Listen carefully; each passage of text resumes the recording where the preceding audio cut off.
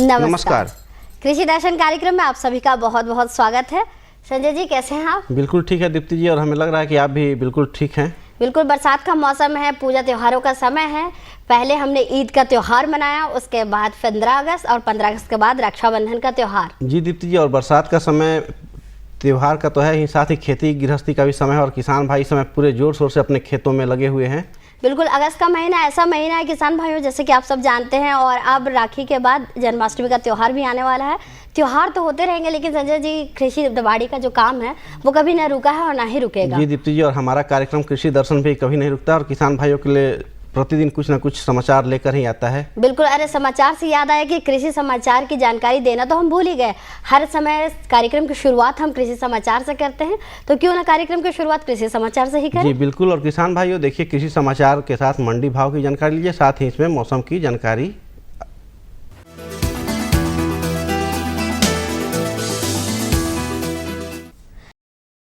नमस्कार, कृषि समाचार में आपका स्वागत है। मैं हूं हिमांशु शेखर। आइए देखते हैं आज कृषि समाचार में क्या है खास। राज्य के बंजर भूमि को बनाया जाएगा खेती के लायक। पशु स्वास्थ्य एवं उत्पादन संस्थान कर रही है पशुओं के खून, गोबर, मूत्र और दूध का निःशुल्क जांच। रोपा धान में निकाई गुड़ाई बेहतर तरीके से करता है कोनो पैडी बिडर। हमारे राज्य के बहुत सारे जगहों में कई हजार एकड़ भूमि बेकार पड़ी है, जहां किसी भी प्रकार की खेती नहीं होती है। राज्य सरकार की एक योजना के तहत ऐसी बंजर भूमि को खेती के लायक तैयार किया जाएगा।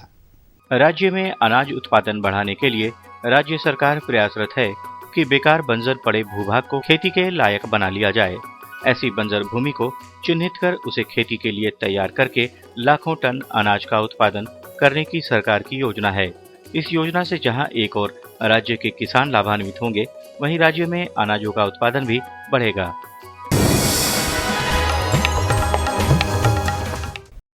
राज्य के पशुपालक अब अपने पशुओं के बीमारियों और उनके कारणों का पता लगा सकते हैं और समय रहते उनका इलाज भी करा सकते हैं।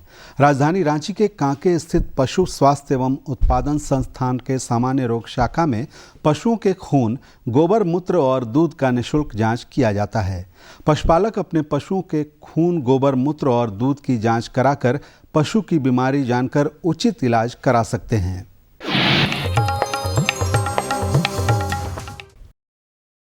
जो किसान शिमला मिर्च की फसल लगाना चाहते हैं, वो कैलिफोर्निया वंडर, अर्का मोहिनी और पूसा दीप्ति नामक प्रभेद लगा सकते हैं। इन किस्मों की अगस्त से सितंबर तक बुआई कर किसान अच्छा उत्पादन ले सकते हैं। कैलिफोर्निया वंडर, अर्का मोहिनी और पूसा दीप्ति शिमला मिर्च की ये उन्नत किस्में अच्छी फलन देने वाली होती हैं। इन्हें लगाने के लिए मिट्टी का हल्का भुरभुरा होना अच्छा माना जाता है। अगस्त से सितंबर तक इन किस्मों की बुआई कर देनी चाहिए। 800 ग्राम बीज प्रति हेक्टेयर की दर से बुआई कर लगभग 250 क्विंटल शिमला मिर्च प्राप्त किया जा सकता है।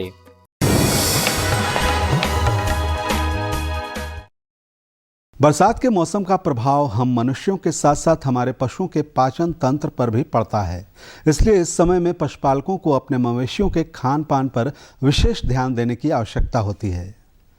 बरसात में पशुओं के अच्छे स्वास्थ्य के लिए क्या आहार व्यवस्था हो, बता रहे हैं हमारे विशेषज्ञ। दुधारू पशुओं के लिए मैं यही कहूँगा कि बरसात में खाने पीने की व्यवस्था जो आप खिला रहे हैं, उसमें कोई बरसात के समय पर किसी खाने की तब्दीली नहीं करें और पशुओं को नमक अवश्य दें, जिससे उसकी पाचन क्रिया होगी और वह पशु स्वस्थ रहेगा, दूध भी बढ़ेगा।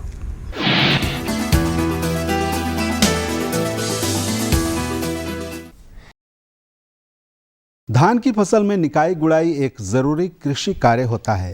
रोपा धान में निकाई गुड़ाई करने का सबसे उत्तम साधन है कोनो पैडी बिडर। यह है रोपा धान में निकाई गुड़ाई करने वाला यंत्र कोनो पैडी बीडर। यह उपकरण एक दिन में लगभग 25 डिसमिल खेत में लगे धान की निकौनी करने में सक्षम है। पारंपरिक औजारों या हाथ से निकौनी करने की अपेक्षा बहुत ही कम समय में यह काम खत्म कर देता है। इस यंत्र को बिरसा कृषि विश्वविद्यालय से प्राप्त किया जा सकता है।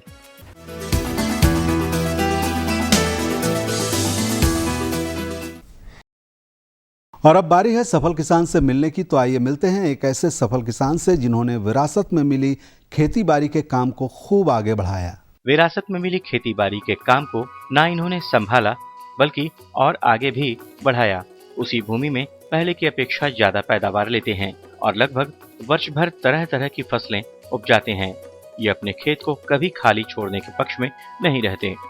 इधर 3 वर्ष से हम श्री विधि के तरीके से धान की खेती कर रहे हैं। पहले तो हम लोग बिया बहुत डालते थे, 40 केजी 50 केजी 1 क्विंटल में। अब ये 3 वर्ष से कहीं 2 किलो, कहीं 4 किलो, कहीं 1 किलो ऐसा हम लोग बिया डालते हैं और धान के उपज में भी काफ़ी वृद्धि हो रही है कुशल तरीके से। फिलहाल अभी थोड़ा पानी उनी कम पड़ा है, कुछ जगह में अभी हम लोगों की खेती चल रही है, रोपा रोपी, और ये सब बिया अभी तैयार है जो देखने के क्रम में हम आए हुए हैं। और अच्छा बेनिफिट 3 वर्ष से हम लोगों को मिल रहा है। जहां हम लोग मान लीजिए 100 मन धान पैदा करते थे, आज 250-300 मन धान पैदा कर रहे हैं और उससे बढ़िया घर बैठे हम लोग कुशल हैं। ऐसा लगता है कि एक अच्छा तरीका आज की टेक्नोलॉजी हम लोगों को दी है और सभी लोग ऐसा करें तो आगे बढ़ेंगे, क्योंकि हम लोग तो काफ़ी आगे बढ़ रहे हैं।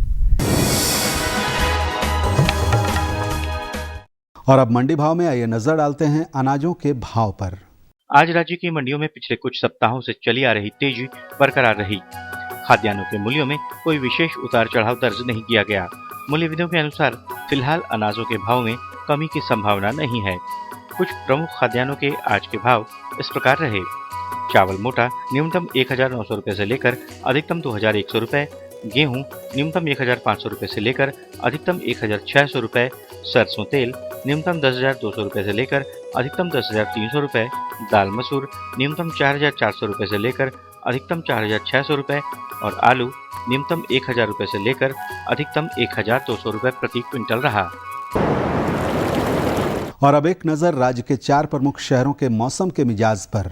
आज राज्य के 4 प्रमुख शहरों के तापमान इस प्रकार दर्ज किए गए। रांची अधिकतम 31 डिग्री सेल्सियस, न्यूनतम 23 डिग्री सेल्सियस। जमशेदपुर अधिकतम 35 डिग्री सेल्सियस, न्यूनतम 26 डिग्री सेल्सियस। धनबाद अधिकतम 34 डिग्री सेल्सियस, न्यूनतम 25 डिग्री सेल्सियस और हजारीबाग का तापमान अधिकतम 30 डिग्री सेल्सियस और न्यूनतम 23 डिग्री सेल्सियस रहा। कृषि समाचार में आज इतना ही। अगले दिन अगले अंक में फिर मुलाकात होगी कुछ ताज़ा तरीन खबरों के साथ। तब तक के लिए दीजिए इजाजत। नमस्कार, जोहार।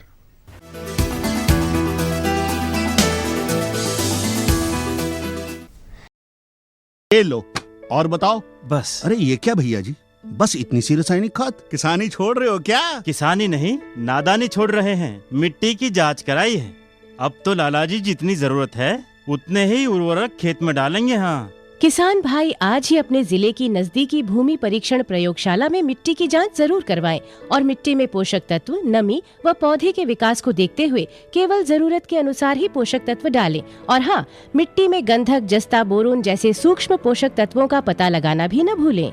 उर्वरक और जैविक खाद के सही उपयोग से भूमि का उपजाऊपन बनाए रखें, उत्पादकता बढ़ाएं, खर्चा घटाएं और बहुमूल्य विदेशी मुद्रा बचाने में भी सहयोग दें। और हाँ, धीमी गति से नाइट्रोजन उपलब्ध कराने वाले उर्वरकों जैसे नीम लेपित यूरिया को प्राथमिकता दें और यूरिया का पत्तों पर छिड़काव करें। अरे वाह, तू तो सचमुच समझदार हो गया रे। अधिक जानकारी के लिए संपर्क करें जिला कृषि अधिकारी या किसान कॉल सेंटर। कृषि समाचार में हमने बहुत अच्छी अच्छी जानकारियां हासिल की। नए उन्नत तरीके क्या है, नीति क्या है, इसके साथ में सूचनाएं क्या है, इन तमाम बातों की जानकारी हमने हासिल की। जी दीप्ति जी, और आज के कार्यक्रम में कई तरह की खास जानकारी है, खास करके बेबी कॉर्न की उन्नत किस्में और वैज्ञानिक खेती के बारे में। बिल्कुल, बेबी कॉर्न का आपने नाम लिया और मेरे मुंह में बेबी कॉर्न चिल्ली और उसकी सब्जी की खुशबू आ रही है। जी दीप्ति जी, और ये बेबी कॉर्न जो है मकई का ही एक रूप है, लेकिन आजकल होटलों में, बड़े बड़े होटलों में या घर में भी बहुत ज़्यादा प्रचलन में आ गया है और इसमें पौष्टिकता भी बहुत ज़्यादा है, जैसा कि हमारे वैज्ञानिक बताते हैं। बिल्कुल संजय जी, आप एकदम सही कह रहे हैं। बेबी कॉर्न की मांग बाजार में, होटलों में इन दिनों इतनी ज़्यादा हो गई है कि किसान भाई बंधु अगस्त के महीने को मद्देनजर रखते हुए बेबी कॉर्न की खेती यदि बहुत बड़े पैमाने में करें तो उन्हें दुगना लाभ मिलेगा। जी दीप्ति जी, जब मांग बढ़ता है तो हमारे किसान भाइयों के लिए बहुत खुशखबरी की बात होती है। और किसान भाइयों, अगर आप बेबी कॉर्न की उन्नत खेती करेंगे तो ज़रूर आपको ज़्यादा से ज़्यादा मुनाफा होगा। और इसकी वैज्ञानिक खेती, उन्नत किस्म का चयन कैसे करें, इस विषय पर जानकारी देंगे हमारे विशेषज्ञ। मैडम, आपका हमारे कार्यक्रम में बहुत बहुत स्वागत है। नमस्कार सबों को मेरी तरफ से। मैडम, अब हमको ये नहीं समझ में आता है कि बेबी कॉर्न बहुत अक्सर हमने टीवी में सुना है, ये है क्या? हाँ, आपने सुना होगा बेबी कॉर्न के बारे में, जिसे शिशु मक्का कहते हैं। शिशु मक्का जो है वो अनिषेचित भुट्टा है, जिसको कि सिल्क निकलता है उस समय इसकी तोड़ाई की जाती है। मैडम, हमारे किसान भाइयों को बताइए कि ये बेबी कॉर्न की किस्में कौन कौन सी हैं? बेबी कॉर्न की किस्में जो अभी की जाती है, इसमें 4-5 किस्में हैं, जिसमें है आपका HM4, BL 42, पूसा अगेती मक्का 3, पूसा अगेती मक्का 5 और विवेक अगेती मक्का 9 और प्रकाश। ये 4-5 किस्में हैं जो किसान भाई ले सकते हैं। ये जो बेबी कॉर्न है, ये हमारे किसान भाई बेबी कॉर्न लगाने से पहले किन किन खेतों का चुनाव करें और कब लगाएं इसको? बेबी कॉर्न की बुआई जो होती है दिसंबर जनवरी, जाड़े के महीने को छोड़ के आप कभी भी कर सकते हैं। इसमें यही खासियत है कि आप जो बेबी कॉर्न लेते हैं, इसमें जो आपको 15 से 20 क्विंटल आपको बेबी कॉर्न के अलावा 200 से 250 क्विंटल आपको हरा चारा भी उपलब्ध होता है। और आप लोग सुने होंगे बेबी कॉर्न के बारे में कि आजकल जो बड़े बड़े होटलों में बेबी कॉर्न पे विभिन्न तरह के व्यंजन बनाए जाते हैं। इसकी पौष्टिकता बहुत है, इसमें प्रोटीन की मात्रा बहुत है। इसे कमर्शियल रूप में भी किसान ले सकते हैं, क्योंकि किसान को अपने अलावा उसके मतलब कुछ उसके पैदावार से उसको कुछ आय होनी चाहिए। आज के किसान में, आज के युग में किसानों को इस पे ध्यान देना बहुत ज़रूरी है कि अपने भोजन के अलावा उससे आय का स्रोत मिले, जिसका विकल्प बेबी कॉर्न बहुत ही अच्छा है। हमारे किसान भाई इसको कौन सी ज़मीन पर लगाएं? ये कौन सी ज़मीन पर लगाने के लिए उपयुक्त होगा? ये तो आप ऊंची ज़मीन पे लगाइए, जैसे मक्का लगाते हैं। बस इसमें लगाने में सिर्फ यही है कि इसकी जो दूरी रहती है, जो हम साधारण मक्का लगाते हैं उससे कम होती है। इसमें कतारों से कतारों की दूरी 45 सेंटीमीटर और पौधों से पौधों के बीच की दूरी 20 सेंटीमीटर होता है। और 1 हेक्टेयर में लगभग पौधों की संख्या 1,75,000 पौधे पर हेक्टेयर होते हैं। ये तो हो गई किस्मों की बात, लगाने की विधि हो गई। अब बीज दर भी हो गया। अब हमारे किसान भाई जब इसको लगा लें, बेबी कॉर्न को लगा लें, तो इसमें कौन कौन से उर्वरक का प्रयोग करें? इसमें जो उर्वरक मक्के में इस्तेमाल होता है वही उर्वरक किया जाता है।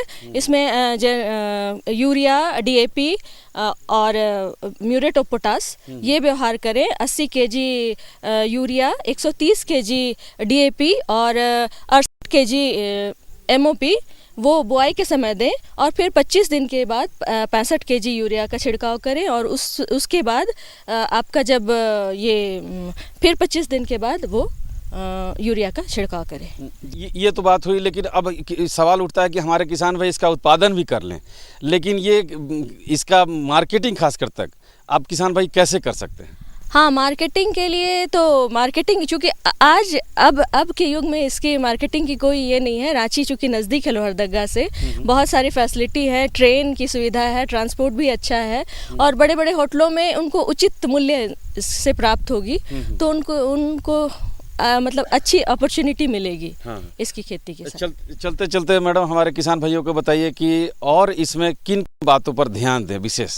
हाँ, इसमें सबसे ध्यान देने वाली बात है, जब नर मंजीरी जैसे निकलता है आप उसकी तोड़ाई कर लीजिए, क्योंकि इससे इसकी गुणवत्ता में जो है उसमें गुणवत्ता में कमी आती है। मैडम, हम अब जानना चाहेंगे कि इस बेबी कॉर्न में किसी प्रकार का रोग व्याधि या कीट वगैरह को लगता है क्या? कीट व्याधि का तो नहीं, खरपतवार की समस्या हो सकती है। इसके लिए आप एट्राजीन जो है 1.5 kg 600 लीटर पानी में घोल तैयार करके बुआई के 3 दिनों के अंदर में आप इसका छिड़काव करें। जितने भी बड़ी पत्तियां होती है उससे आपको इसमें समाधान मिलेगा। हाँ, एक ख़ास बात मैं अपने किसान भाइयों को बताना चाहती हूँ कि जब भुट्टा तैयार होता है तो भुट्टे की जो तुड़ाई करेंगे उसमें सावधानी वो बरतें। उसमें नर मंजरी को जो जब तोड़ देते हैं उसके बाद फिर जब इसका भंडारण करेंगे तो इसके बाल को हटा करके, सारे पत्तियों को हटा करके इसको पॉलीथीन के बैग में पैक करें, अच्छे से एयर टाइट पैक करें। और इसको जो ट्रांसपोर्ट वो करेंगे वो करीब वो बर्फ़ के सिल्ली में ये 5 दिन तक तो अच्छे से रह सकता है और रांची तक के मार्केट में ले जाने में किसान भाइयों को कोई दिक्कत नहीं होगी। वो अच्छे से इसका पैकिंग में ध्यान दें और ये 15 दिन के अंदर में ये 2 से 3 तोड़ाई कर सकते हैं। श्रीमती सुषमा जी ने कितनी अच्छी जानकारी दी बेबी कॉर्न की किस्में और इसकी वैज्ञानिक खेती के बारे में। मैडम, आप हमारे कार्यक्रम में आए, इसके लिए आपका बहुत बहुत धन्यवाद। आपका भी बहुत बहुत धन्यवाद। और सारे अम्मा खाना दे दो ना। सबर कर गोलू, अभी दाल नहीं गली है। तू फिक्र ना कर गोलू की अम्मा, अब की बार अपनी दाल खूब गलेगी। क्या मतलब जी? अब की बार NFSM के तहत दाल की पैदावार को बढ़ाने के तरीकों को दिखाने के लिए देश में 1000 क्षेत्र चुने गए हैं, जिसमें हमारा इलाका भी आ गया है। पर इससे हमें क्या फायदा? हमें 5 एकड़ खेती के लिए खाद और कीटनाशक के अलावा बढ़िया बीजों की एक मिनी किट भी मिलेगी। इतनी दाल का करेंगे क्या जी?